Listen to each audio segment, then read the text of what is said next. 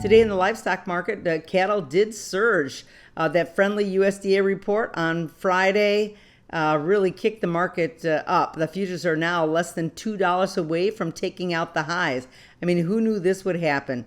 Even in spite of the fact that the Delta virus is starting to spread, and there was originally some concern that the economies were gonna, the expansion of the economies was gonna stop. That really hasn't happened. We've had a hiccup here or there, but it hasn't happened, and I think that that was good news for the beef complex.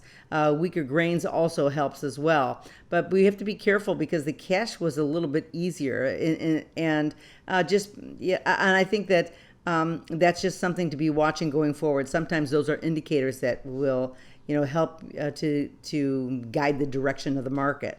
The CVOL today was steady at 16.5%. So while we were up pretty strong, the market is still was relatively stable. Now feeders did rally as well. I think the futures all made new highs across the board. Placements for the on-feed report was 92.9% versus last year.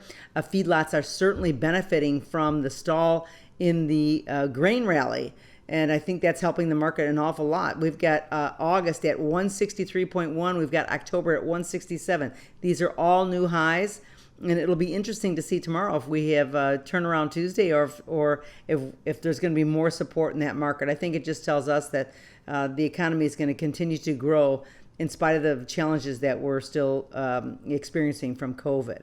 Now, the hogs were steady today. Their market support is relatively thin, and that is because there's concern that the China buying is actually going to be on the decline for a while because they are ramping up their pork production, and of course, at that point, I think that they will, start to wash their hands somewhat of U.S. pork. But for now, we still have some tight supplies. And with the futures moving sideways, that's still a pretty good positive. We've got the CVOL down about 0.5% to 27.8. Now, again, this is still relatively high historically for the lean hog market. So don't give up the ship just yet. It looks like that the market is steady and just showing that traders can step back up, and perhaps they're going to push this market higher still before the summer is out.